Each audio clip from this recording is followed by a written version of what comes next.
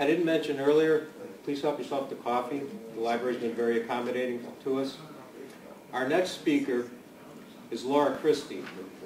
Laura is the Climate Change Program Manager of the GreenCityBlueLake Institute of the Cleveland Museum of Natural History. Please give a warm welcome to Laura Christie.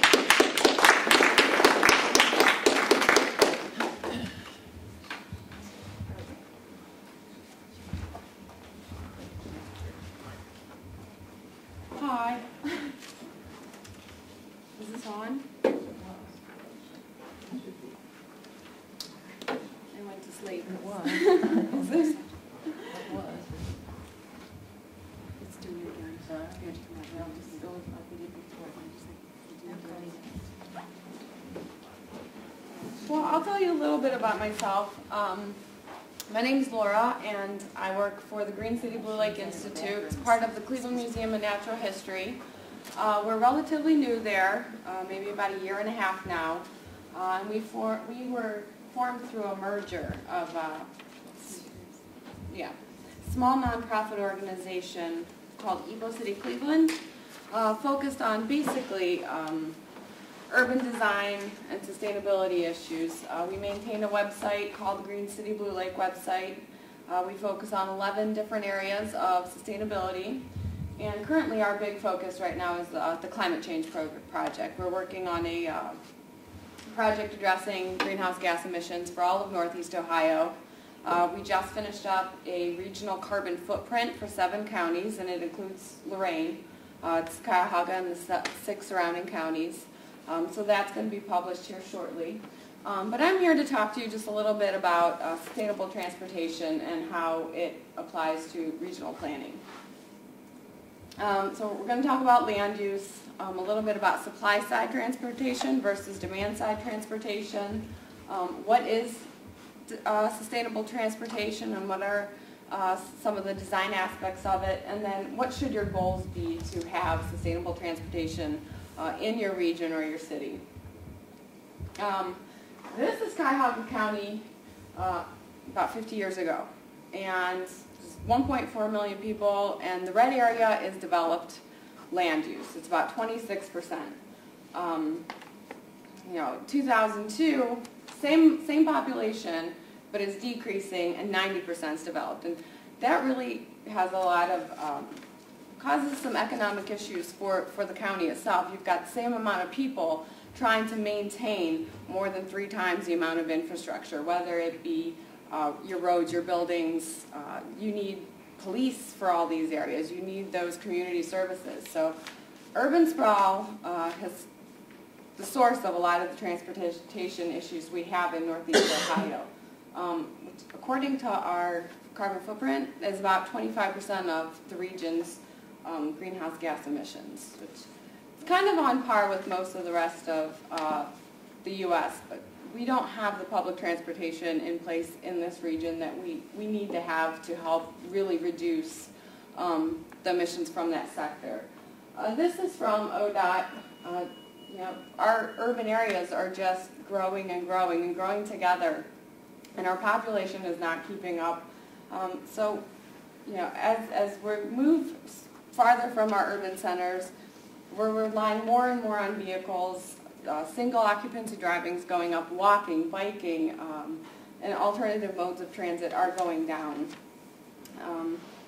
And this contributes to supply-side transportation.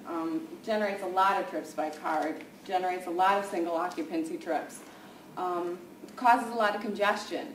The only way you really deal with congestion is to widen the roads or build more roads, which kind of creates more demand, more need for money to maintain that infrastructure.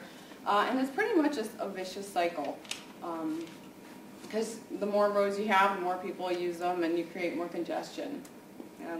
And not only that, but when we are so dependent on our cars, we need the parking lots. We pave over large areas, our natural areas, which in turn creates problems for your stormwater districts or your sewers.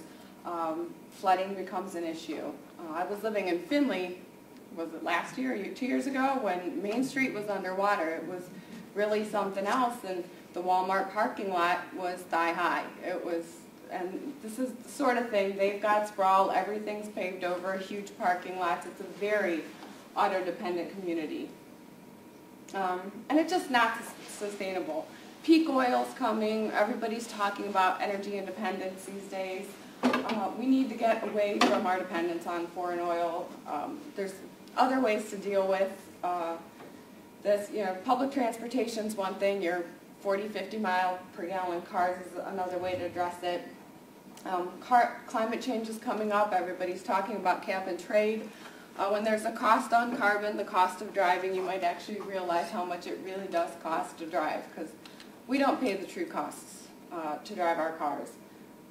Air and water pollution, respiratory diseases are very much tied to auto emissions. Asthma is something that's greatly looked at or attributed to congestion. When I was in grad school, we did a congestion pricing study on the East River bridges of Manhattan, and the asthma rates around those areas, getting on the bridges and the tunnels around Manhattan, were considerably higher, especially among the younger and the older populations. So that's something that, you know, we don't really account for, the cost of health care associated with our driving. So there's, you know, roads are ugly, they're wide, so it's just not, our transportation system as it is today is not sustainable. Now demand side transportation, kind of how we want to go. Transportation is a means. It's a means to get where you want to go. People want access, and you got to get in your car, you get in your car to go. So you have better access to your services and the things you need. You need to be closer to them. So proximity is a key issue in sustainable transportation planning. Plan land use to reduce the need for transportation. So your transportation planning very much has to be a part of your regional planning. They're not separate. You have a design in mind and you plan your transportation around that. You don't plan your cities around how your transportation is built. So these are some of there's a lot of design features to sustainable transportation. These are some of them. The big one is high density nodes. Pretty much focused around, you know, transit centers, transit stations, your train stations, your rapid stations, large bus stops. Like Akron just has that transfer station. It's a green building. I don't know how many thousand people go through there a day. Make multimodal activity is huge. Having streets and sidewalks available for bikers, walkers. That's Complete Streets. There's an organization who very much contributes that. Build your streets for all these different kinds of modes, and it reduces your costs later. Transit-oriented development focuses on the nodes and the corridors.